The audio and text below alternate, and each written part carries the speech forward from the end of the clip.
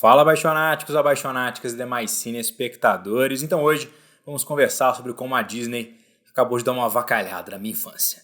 Meu nome é Pedro Santana e você está assistindo Abaixo da Crítica. Bom, apaixonáticos, então hoje vamos conversar sobre Artemis Fowl, o mais novo filme aí da Disney que pretendia começar uma franquia, mas parece que não tivemos aí a melhor recepção do mundo, o que é perfeitamente compreensível depois de assistir ao filme. Artemis Fowl acompanha a história do personagem de mesmo nome, chamado Artemis Fowl, um jovem brilhante ali na Irlanda, que é um gênio do crime, apesar do filme não deixar isso muito explícito, e que encontra ali um mundo mágico por baixo aí dos pés da humanidade. Então, Artemis Fowl foi o meu Harry Potter, cara.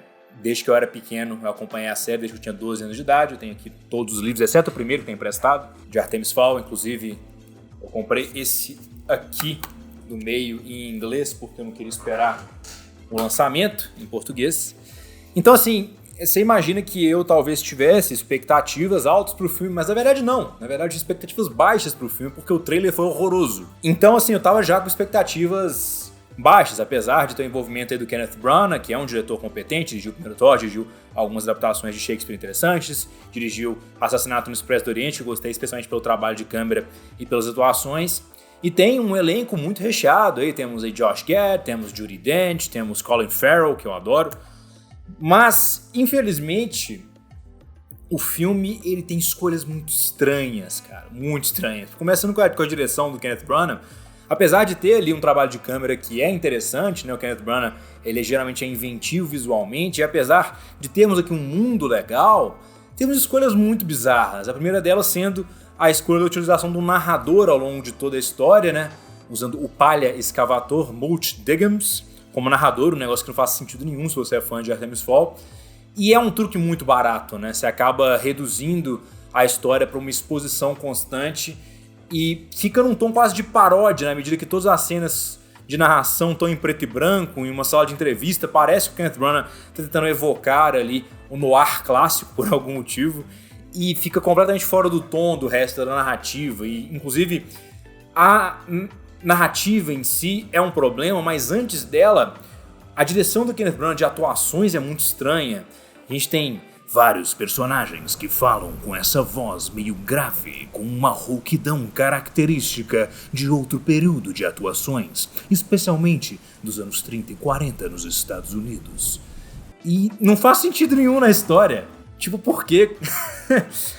Assim, tem momentos que geram um certo humor a partir disso, especialmente nas atuações do Josh Gad e da Judi Dench, que parecem estar se divertindo, e também levando em consideração que eles são bons atores, então, mesmo assim, sendo uma atuação mais dramática zona, mais um negócio overacting, eles ainda conseguem salvar até certa medida alguma qualidade através das atuações, mas é uma escolha muito estranha, porque, como eu já disse, não tem nada a ver com o tom do filme, mas mesmo assim, o filme em si não sabe qual é o tom dele, isso é refletido diretamente nas atuações, né? Apesar de termos bons atores aqui, eles ficam meio perdidos na narrativa, eles não sabem muito bem como se comportar, porque nem o roteiro dá um embasamento interessante para como deve ser a tonalidade da história, se vai ser um filme mais infantil, se vai ser um filme mais sério, se vai ser uma fantasia, se vai ser um filme mais de drama, se vai ser uma referência aos livros diretas, se vai ser uma adaptação completamente diferente. Então, na medida que a história não tem um rumo e a direção não tem um rumo, os atores são completamente perdidos e eu não os culpo, porque o grande problema aqui é o roteiro.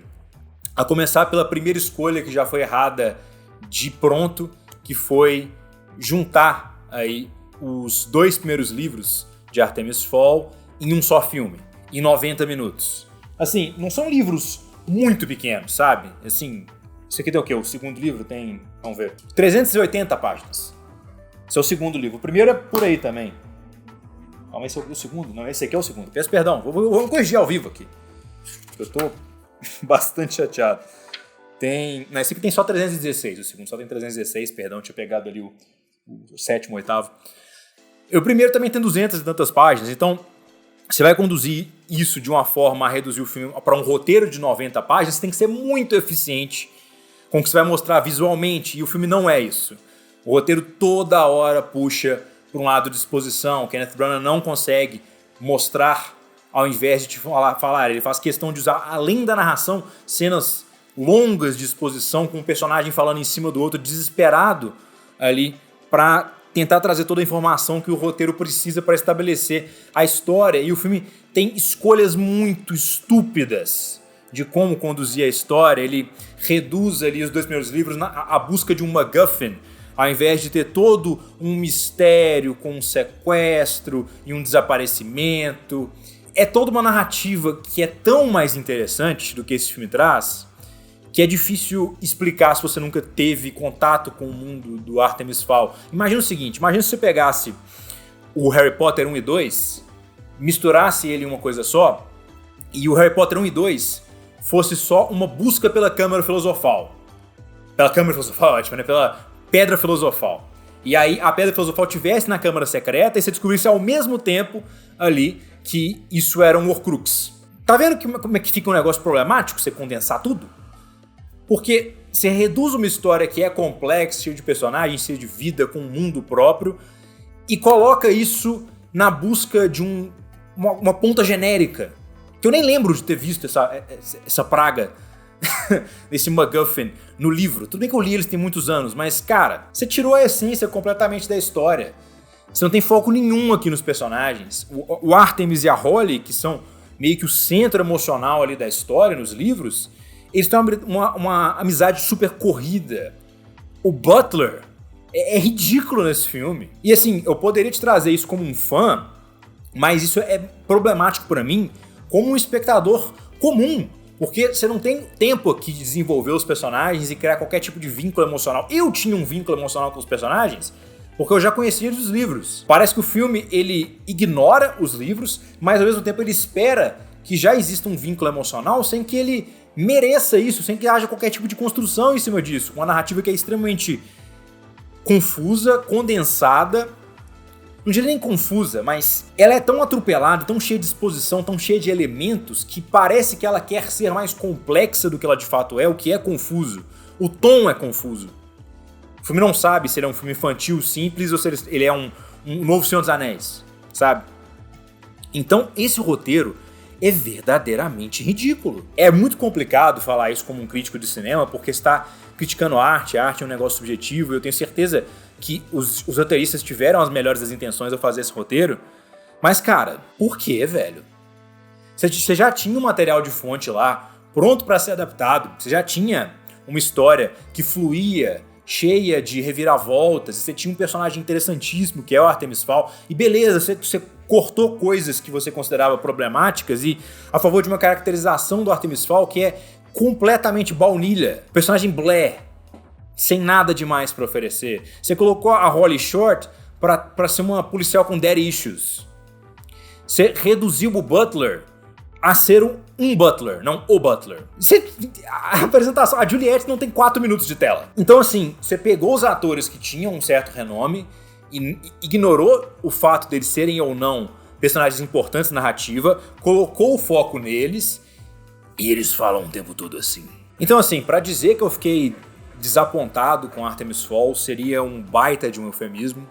Esse filme ele pegou uma propriedade que eu adorava desde jovem aí, e condensou em um produto que é mal reconhecível pra mim, com uma história que é bem apressada, sem muita conexão, sem muita coesão, personagens rasos, com uma confusão enorme de tom ao longo da narrativa e uma direção que só serviu para bagunçar isso mais ainda. Então Artemis Fowl vai ser para nota 3 em 10, é um filme miseravelmente ruim, muito aquém do que ele poderia ser, um grande desperdício de atores talentosos, de um diretor competente e de um material fonte que eu acho verdadeiramente fantástico. Então essa é a minha opinião sobre Artemis Fowl.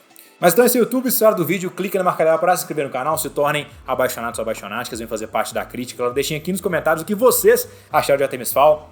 Talvez tenham tido uma opinião diferente de mim, por não serem fãs, por não estarem tão envolvidos emocionalmente no material. Gostaria também, claro, de saber a opinião de vocês aqui nos comentários. Então esse é o YouTube, até a próxima.